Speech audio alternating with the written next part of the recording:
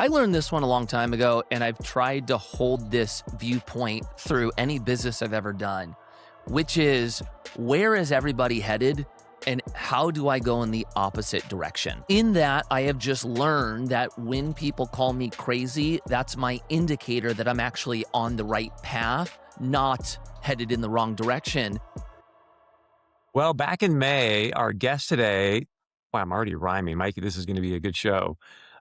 Made history by having the single biggest self-storage sale in the history of the state of Washington. We're going to get into that day. And then about a month later, he was part of a 5-0 vote in the city of Thousand Oaks for this $350 million project. So he's had a busy couple of months. And oh, by the way, he's also the president of Commune Capital, Mikey Taylor. Mikey, welcome back to the Self-Storage Report. It's great to have you. Hey, thanks for having me. I definitely want to get into this, the project you're doing. It was really great timing to have you on this week. We planned this obviously a while ago, but just last week at the CSSA, Rick Caruso was there as one of the speakers. And it was really interesting because, he ran for mayor of LA, was thinking about running for governor. He said, look, if we're going to get California back on track for everyone, we've got to do a much better job of these public-private partnerships. So definitely want to dive into some of that conversation with you later. But let's start with this historical sale. I mean, walk us through just the asset, like what you saw when you bought it, and then what your buyer sees coming in at over $50 million. Yeah. So we had, the first thing I'm going to say is sometimes you see an opportunity and timing is on your side. And I think we had a combination of that happening. We saw an asset where, number one, there wasn't a lot of storage going up. Number two, it was a very difficult market to build in. And that philosophy right there has kind of been the driving force to our firm. Don't build where it's easy, build where people get frustrated, because if you do, you tend to get a higher valuation. And so this was one of those projects. We built it.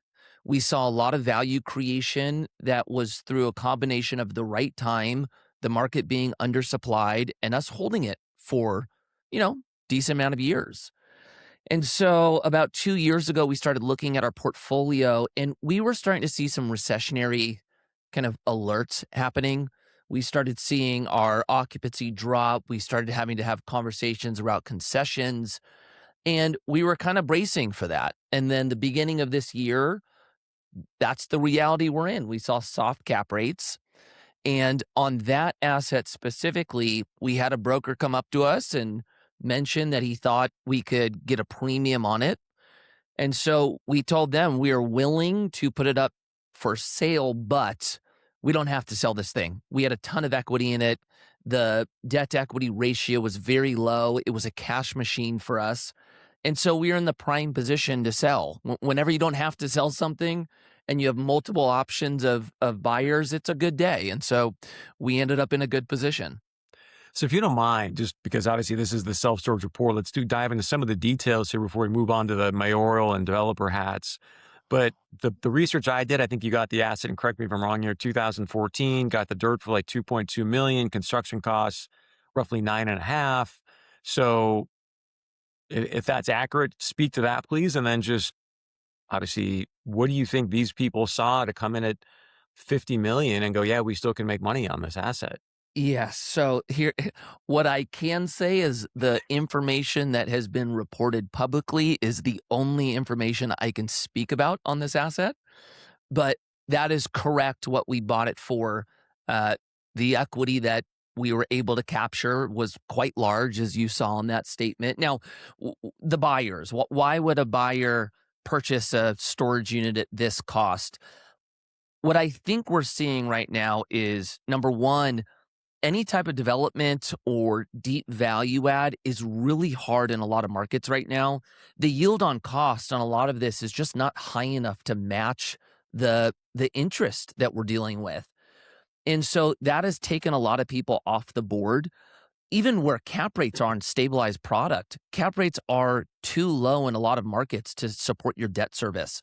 And so what that's left is a lot of institutional buyers looking for core plus assets that are stabilized, that are kind of doing your bond alternative type of return. And so for the big players, a 5% yield is enough for them. And maybe they capture some appreciation through just natural market growth. But if they're comparing it to the bond yield, that's a okay position for them. And so maybe they're looking at putting debt on the back end, but I would tell you most of these buyers are all cash buyers right now. Well, I think that's part of it too, is you see they've got so much capital to deploy, and either they deploy it or they got to give it back, right? Yeah. Well, yeah, 100%. And then, you're starting to see alts tap into some of the decision making on these pension funds. And you have these large funds that have to hit a certain return to stay solvent. And that's a little bit difficult to get right now. And so I think they're looking at creative ways.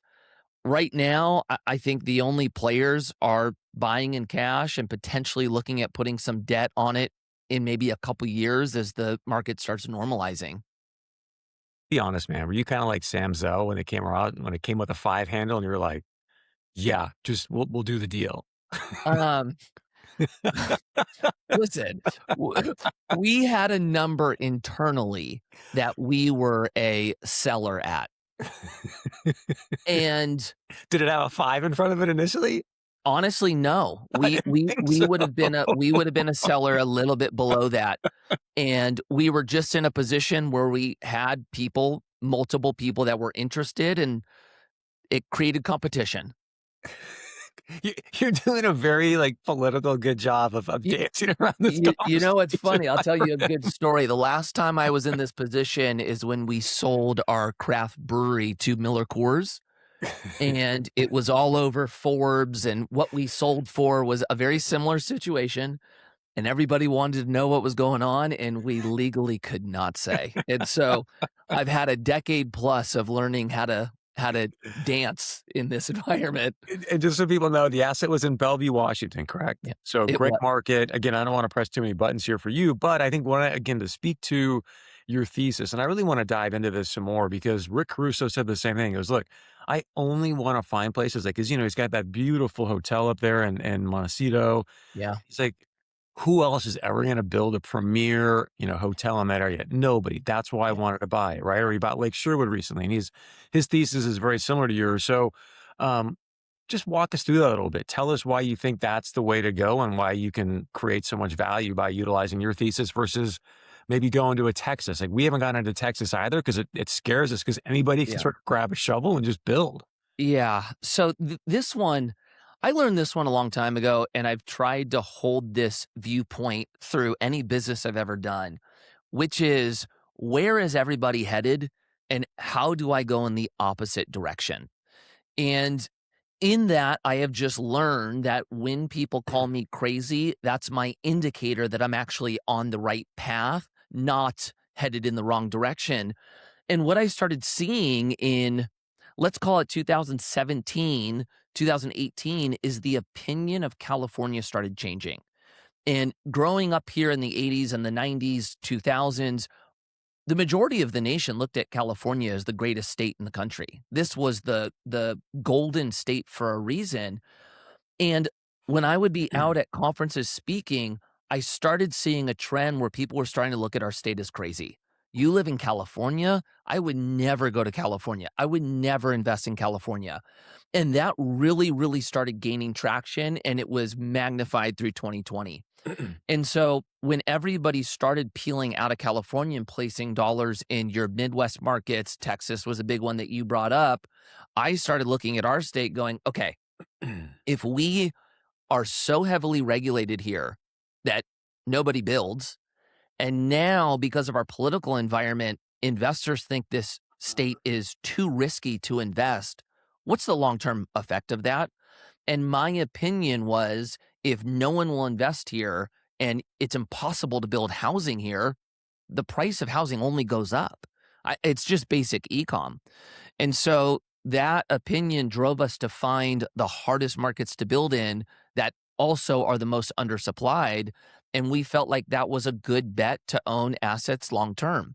Now, the challenge to that is it's not always easy to get investors on board a vision where it's going to be a little bit uncomfortable and contrarian.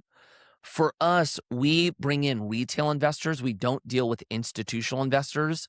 And so that can actually be even harder for what we're trying to accomplish.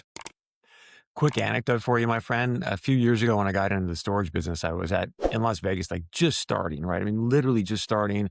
I'm at the ISS in Vegas, and I say, "Yeah, I'm going to California." Literally had people laughing in my face. Yeah. What? Are you crazy? Yeah. That's the, So just you're on the right thesis. Yeah. I love what you said about California, and I want to go through this project that was a 5-0 vote in Thousand Oaks. I think roughly between public and private, 350 million, 17 acres. But I love where you sort of said, "Hey, I guess my question is, and the big picture of this conversation we're about to have is, how do we make California golden again?" And Mm, what I'd love to do is have you speak through a developer lens at times and speak through a mayoral lens, because when I say at the Lido event, I think one of the best things you said is, "Hey, look," and Rick Caruso said the same thing last week. If we're going to make California golden again, essentially, we're going to have to get much better at these public-private partnerships, and yeah. that's part of the project in TO, correct? Yeah. Correct. Yep. Just to get this off the table, because you are a developer, I know there's been some consternation in the city. Are you going to be developing any part of this 17 acres as a developer, or have you recused yourself No. from that? No. No. I don't. So for myself personally, my business and any of my partners, we don't own any assets in Thousand Oaks, zero. And we won't do business in Thousand Oaks as well. I think it's too much of a conflict of interest. And secondarily, Thousand Oaks is not the market that aligns with what we do as a company. And so, no, we're not doing any of that. Eh, there's some morality issues for me personally around that as well. But yes, that project was built out as a public-private partnership. And the idea, and I think this is probably what Caruso shared, is the private and public side of the government and the market, they tend to be at odds with one another too frequently. And whenever you're at odds with anyone, you're not really going to get anything done. You ultimately have to find alignment and get whoever you're working with, whether it's the government, a business partner, a relationship, you got to start rowing in the same direction if you're ever trying to achieve anything. And in our state, I think there's a lot that we feel like we are missing out on. And when you look at the just natural competitive side of what we're doing in other states, we're losing the competitive fight. There's people that are heading to other states because they are doing it better than us right now. And so, what does that mean? Well, we're going to see this play out. And I think cities are going to go in one of two directions. You're either going to see cities take a heavier approach towards them running the show, or you're going to see cities start inviting the free market into things and actually joining together to create a desired outcome. We'll see what happens in LA. I think this mayoral race is going to decide the direction we head. But for our city, we are trying to find a way to bring the private market in because at the end of the day, the private market does things better than the government. They're more efficient and they do it at a cheaper price. So let's talk about that. And again, put on both hats as you're going through this conversation and sort of let us know which is which, because I'd love to hear your thoughts on what do we do to make California golden again. Although Mm, in the context, you look at San Francisco right now, like San Francisco's got the buzz back thanks to AI, right? I mean, the office is up, multifamily's up. And then you look even around El Segundo due to space and defense tech. I mean, I think there's some really positive things that are going to happen in the El Segundo market, um, parts of Orange County. So you're like, okay, Chris, let's go maybe Thousand Oaks and talk about how you put this deal together specifically, and then how do you take that out across California? As we said offline, maybe this sort of oppression gubernatorial conversation. Okay, so there's a lot there. Um, San Francisco is heading on the right track.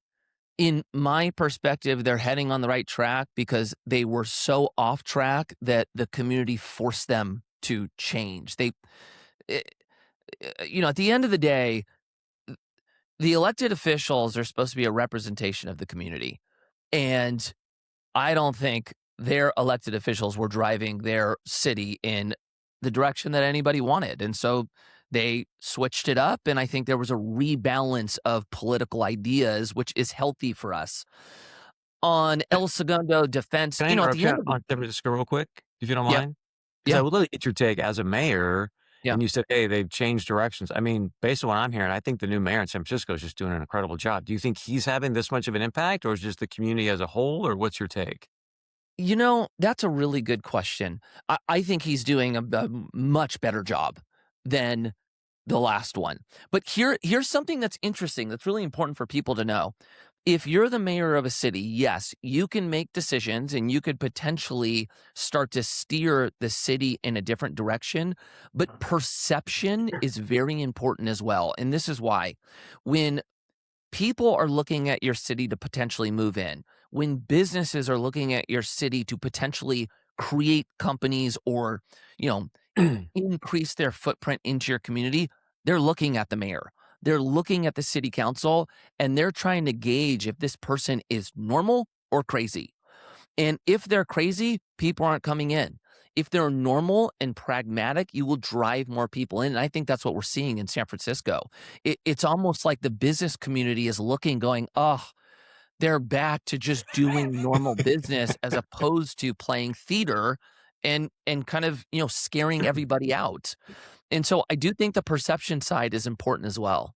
Correct me if I'm wrong, but if I remember correct, so I know he's from the Levi family, right? So he's got some capital and some connections. And one of the things to speak to what you're suggesting and what Rick Caruso said, I think he's doing really well is he's bringing in a lot of money with nonprofits. So again, Yeah. he's sort of combining the public-private, correct? Yeah, that's correct. Yeah. And this one for me, I think the opinions are all over the place on where you land on this.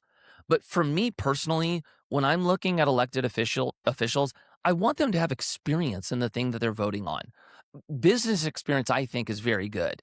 And so, how that looks for me, there's some people in my area that don't like that I'm in the real estate world. They are uncomfortable with that. For me personally, knowing how much the city council votes on real estate, I think it's a value to have the knowledge I have. I understand real estate inside and out. And so when somebody brings a project to us, I know the questions to ask, and I'm able to tell when they're actually being honest or when their numbers are just wildly off. I think that's a value add not only for me, I think that's a value add in other positions as well. So I think on that one in Thousand Oaks, you're seeing somebody who, one, has relationships, two, knows how to either create incentive or create the partnership to bring both parties to the table. That's important. And I think if you've never had experience trying to bring people to a table and actually get a deal done, you're not even thinking creatively like that. So let's dive into some of the creativity with this deal you're putting together now in Thousand Oaks. Okay. I haven't seen a lot of the private stuff, but I know there's going to be a nice hotel. And so, Yeah. what's been your pitch? It sounds like you've got $45 million in reserves right now. It sounds like you need another 100 million. Where are you going to get that from? Kind of walk us through what you're piecing together here. Okay, so on the public side, we still have a ways to go to figure out how the funding's going to line up. And so we have a pretty good reserve that we could potentially put towards it, but we still have a ways to go to solve all of that. On the private side, here's the one, and this is where the partnership needs to come together, but it's important to understand both sides. So typically, a city will look at a developer and go, you just want to get rich and you're telling me how challenged your deal is, and that's just so that you can get a higher yield. And it feels like the city's job is to peel back the project and peel back the return for the developer. And then at the same point, the developer looks at the city and goes, you're just being ridiculous. You won't let me get a deal through. You're asking for so much. You're wasting time. Why can't we just work together? You seem like you're a roadblock as opposed to helping solve problems. So that's typically the dynamic, right? The important thing to note is if you're a developer, you have to understand that the city and even the policymakers have residents and constituents to be responsible for. So Mhm. if they're getting pushback from residents, they have to do this correctly so that everybody's not pissed at how they're structuring a deal. Simultaneously, the city and policymakers need to understand that if a project doesn't make a return, no investment is coming in. So when you're looking at certain things like, let's just say affordable housing, this is the big one, right? If the policymaker wants to do a lot of affordable housing, you have to know that the more affordable housing you're doing, the smaller the return is going to be because you're forcing rents to be reduced. And so you come to a point in which a deal won't pencil. And so I think it's about understanding the driving forces to making an investment and wanting the risk to match, excuse me, wanting the return to match the risk, and then simultaneously the developer knowing that they're not going to be able to get a 30% IRR on a public-private partnership. It's going to have to come into alignment so that you can make a healthy return and still get community support out of it. And so what is TO doing? Are you doing extra tips, extended tax breaks? Like, kind of walk me through how this, like, let's say I brought a project to you and I'm asking for the city to be a quote unquote partner in it. What is that going to look like for me?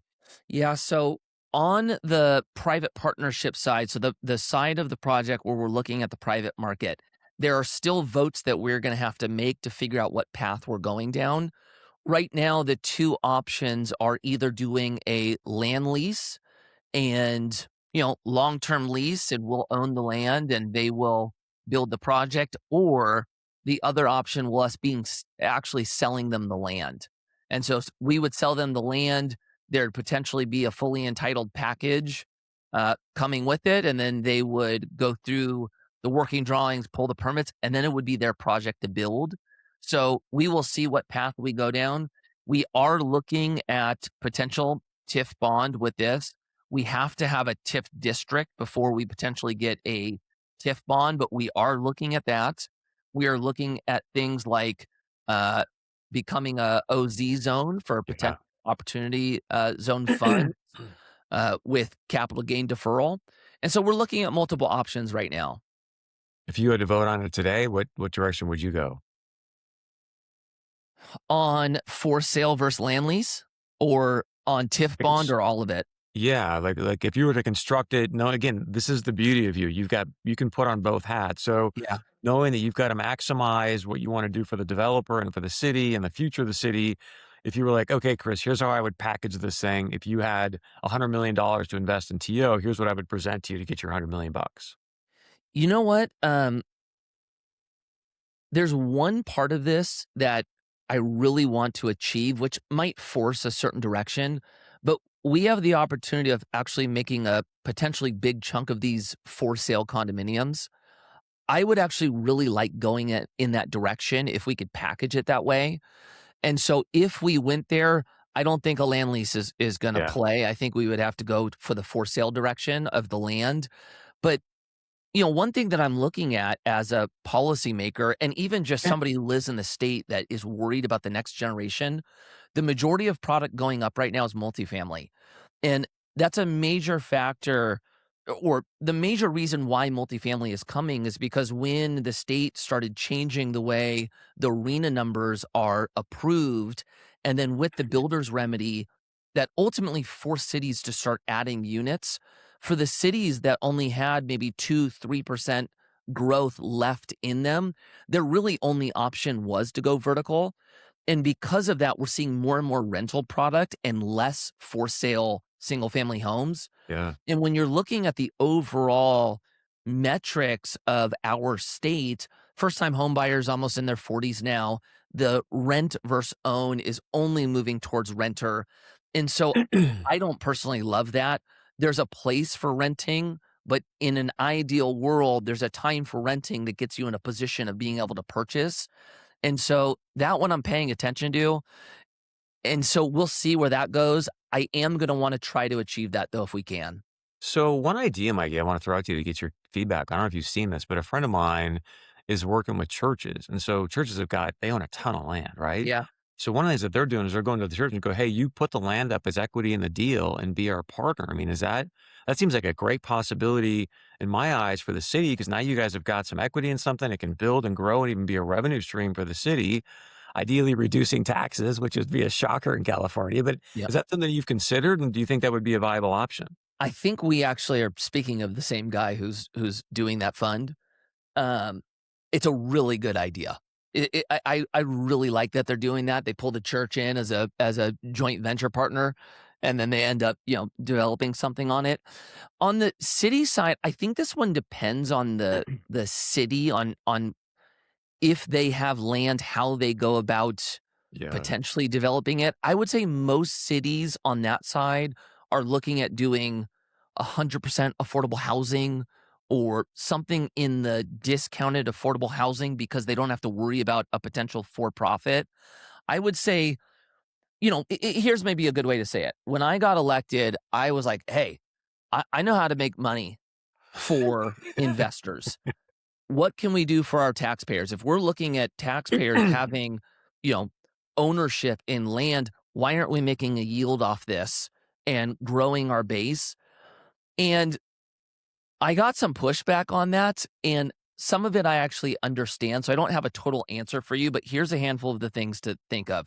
Number one, cities don't typically like using leverage or taking risk the way the private market does. In the private market, you can run fast, you could potentially break something. You don't want to break the city or the government. And so there's that one part. The second part is when it comes to the city just doesn't do business the way the private market does. If you're looking at real estate, Yeah. they can't build real estate as efficient as the private market can. It's more expensive. And so it gets really difficult to actually compete. And so where I've landed, I actually don't like the government being in building business, building real estate, owning real estate. I would rather the private market do it. And so how those partnerships look, I will tell you after this downtown project is complete what I think is the best path. But where I'm leaning right now, I want to figure out for sale. I want there to be a for sale component to this thing. Yeah. I think that's good. I can't remember the name of the author right now. It'll probably come back to me. Have you ever read the book Progress and Poverty? No, I haven't. I would check it out, man. He's got a really interesting thesis. It was back in the 1800s about how land is taxed. And there's actually a pretty big movement in the U.S. House around this author. Maybe I'll look it up before we go. But anyway, so that can be a conversation for another day. So let's talk more about California. And so let's sort of take the micro of Thousand Oaks. And you said, hey, Chris, I mean, I think LA could be the greatest city in the world. Like I was just in Miami and there's cranes everywhere. Then I come back to LA and it just is, there's just Yeah. not a heartbeat, right? Yeah. So how do we revive California again, not just for Silicon Valley or maybe not just for SpaceX, but for the entire state? And I ask you that in the context of, I'm from North Dakota, so very agrarian state. We got Fresno, we got the Central Valley, we've got oil, we've got all Mm. these amazing God-given resources that, in my humble opinion, I don't think our state's done a great job of managing for the last, I don't know, 10, 20 years. Yeah, I agree with you. I think it comes down to your outlook of how you make money. And I think unfortunately, there's certain people that learn that you can make money and grow through incentive. And there's other people that look at making money through, what would you say, fees and taxes.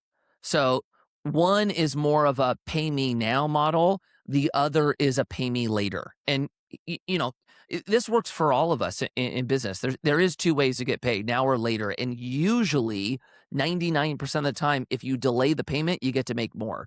And so what does that look like in real estate? Let's say you have a dilapidated industrial building that is worth a couple $1,000,000 and it's picking off a certain percentage of taxes to the city through your property tax.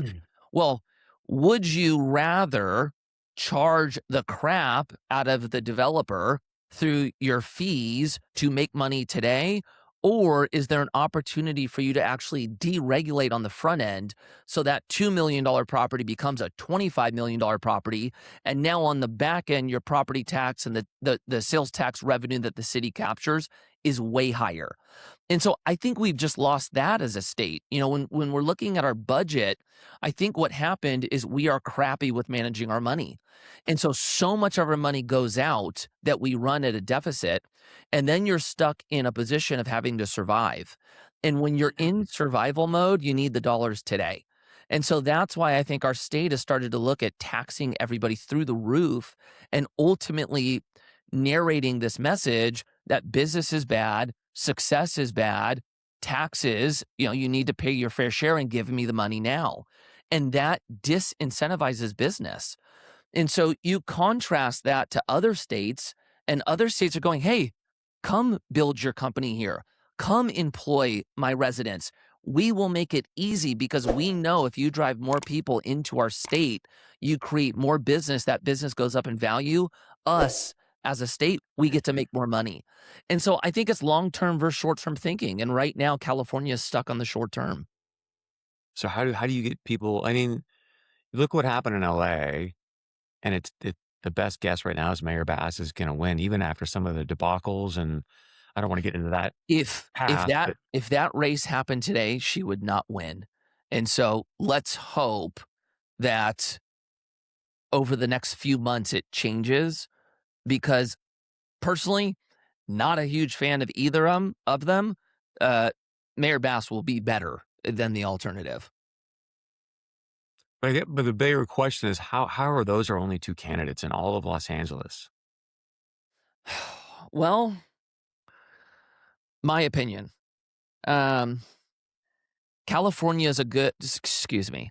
Los Angeles is a good representation of what the state of California looks like. And in our state, we have a supermajority, which means we have one view of how things are done. And that's not a healthy view of the political system. What's supposed to happen is you have both sides that ultimately get your decision to the middle. And so what does that look like on the, two-party system? And of course, this is when done right. But if you have the Republican Party that's typically for empowering the individual, right? I want to let the individual do what they will and give them as much freedom to take it as far as they want, right? That's maybe a very basic view of a Republican. Then you look at the Democratic view and it's, yeah, okay, but there's going to be people that are left behind in that model. And we have to make sure that we're helping those that don't have the ability to just, build at will. And because of those two viewpoints, you end up with a healthy balance. We don't have the healthy balance here. And so when you look at the state level, you don't have a contrarian view that gets them to the middle. In Los Angeles, you don't have the contrarian view that gets them to the middle. And so we just keep getting pushed out in one direction. And it's very hard to course correct when you don't have a difference of opinion. Basically, the only way you course correct is when it gets so bad that all the residents go, okay, we are like catastrophic position now. We're heading off a cliff. We've got to course correct. And honestly, that's what I think happened in San Francisco. But I guess then it becomes pretty stunning that it didn't happen after Palisades. And I drive down Malibu now, and there's barely any movement, and it's been quite a while, right? So it just seems like that would have been something that would have tipped the scales, and maybe it hasn't. So, want to be respectful of your time. I guess a couple of last questions. One is, what's your thesis overall on self-storage right now? All right. I'll tell you what's going on. I'll tell you what the contrarian view might be. Self-storage right now in a lot of markets is soft. It cap rates are up, concessions and rent decrease is happening. And there's just an oversupply in a lot of areas. Self-storage over the last 6 or 7 years became very cool. It became trendy. Boring businesses became the action. And because of that, there's just too much of it. And so what will happen is it will cool down. Right now, you're able to buy a lot of assets for 40-50% of replacement costs. That means no development is going to happen. Give it 5 or 6 years, and we'll be right back in the scenario we were in 15, 16, and 17. So that's the natural evolution or cycle of real estate. Where I think the opportunity is, well, in a lot of these cities that are experiencing extreme housing shortage and housing crisis, what they're doing is they're zoning everything for multifamily mixed use. It's all residential housing. And in a lot of the storage side, they're putting storage moratoriums and an inability to add a footprint on storage. And so play that out. Everything is being zoned for more housing. That means you're going to see population increase on the housing side. Simultaneously, you're limiting the ability to build storage. And so give that 5 or 6 years, I think potentially storage becomes in the scenario we're in right now with housing, and it becomes undersupplied and the costs start running up the way we saw housing. So if you are a long-term investor, I think there's an opportunity to actually buy light value add, stabilized storage, and just hold. And you might be in a scenario where you see cap rates significantly decrease because you're adding housing with no storage to match. Such a great thesis. With that being said, you said there's going to be more population incoming. What I did see in the Thousand Oaks City Council meeting, and we can speak to Thousand Oaks and or Mm, all of California, but you guys have had a decrease in population, it looked like for the last, I think, 10, 15 years. And yeah. so I think Thousand Oaks amazing. One, how do you explain that? And what do you do to start attracting more people into your city if you, I'm assuming you want to? 100%. So yes, if you go specific to Thousand Oaks, our average age has doubled over the last 40 years, and we're losing 1,000 residents per year, at least over the last 10 years. So we peaked in 2016. The group that we're losing is 25 to 50. So we're losing the next generation. Now, there's a lot of factors on why that's happening. I think cost is a big one, job opportunity, your ability to make the income to live in California is hard right now. And so we're trying to right size that. That's actually one of the big factors to why I think the downtown project had a 5-0 vote is because we're looking at how do you drive more commerce into our city? How do we drive more industry in here to bring higher paying jobs?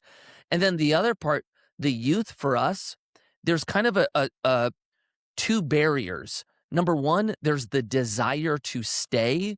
And then number two, there's the option to stay. And what we've had historically is the youth doesn't want to stay. What we've had recently is for the ones that do, it's very difficult to do so on a cost standpoint. And so I'm trying to solve the first one, give them a reason to stay, and then secondarily give them the ability to stay. And I think this project could be the beginning of what could catapult a lot of activity happening on the boulevard that might create an environment where instead of kids moving to Santa Monica, Santa Barbara, San Diego, or even other states, they may look at Thousand Oaks and go, you know what? I actually want to stay here. There's stuff to do. My community's here. There's art, there's culture, there's business. This might be the best place to start my business. And right now, we just aren't. And so we're trying to fix that one. That's so good. I mean, you got the Mastros down there, you've got the lakes, Yeah. is it the art? I mean, it's just, those could be a really, really great project. So, anything else you want to add or share that we haven't talked about? Um, I would say on the population side, the what we need to right size is not just how do you keep residents here. We stopped having babies. And so if you're listening to this and you're young and you're stopping at one, have two. If you're stopping at two, go for number three. You will be able to pull it. It's not that bad. I have five now. I'm not saying you gotta get to five, but just go one more. You'll love every second of it. You'll be glad you did it when you're older, and it would actually be very healthy for our society and our culture. That was such a great ending, bro. Thank you. Congratulations on number 5. I love Thank you. that. Thank If you. people want to reach out to you, because you mentioned, hey, you're raising your capital, it's retail. People want to reach out to you, invest. I think you've got an affordable housing fund open now. How do they do that? So if you want to connect with me, you can do so on social media. My name is Mikey Taylor on all the platforms. We just launched a new fund that actually accepts both accredited and non-accredited investors. And we made the minimum $5,000 and it is structured as a REIT. So you can invest your IRA dollars into it as well. So this is our fund that was built so that if you want to play in real estate and you were locked out, this might be the option for you. That's the Omni Fund at Commune Capital. And then if you're in the Thousand Oaks area, I am running again for city council. So if you want to get involved in my campaign or help me get there, my website is mikeyforcitycouncil.com. That's great. So again, MikeyForCityCouncil.com. Here's the website. Go to CommuneCapital.com. You can click on, as you saw, I did the offerings. There's the Omni Fund there if you want to set up a phone call with Mikey or someone on his team, get more information. Mikey, thank you so much for the conversation. We'd love to do this again as things progress, especially if you win. And just really appreciate your time and what you're doing for the city of Thousand Oaks, my friend. Chris, anytime, and thank you for having me. It was great seeing you. Yeah, you too, man. God bless. I am Chris Berg. This is a Self-Storage Report. As always, go to StorageDemandScore.com. Go to StorageDemandScore.com. Also, subscribe to our channel here. We'll see you back here soon on the Self-Storage Report.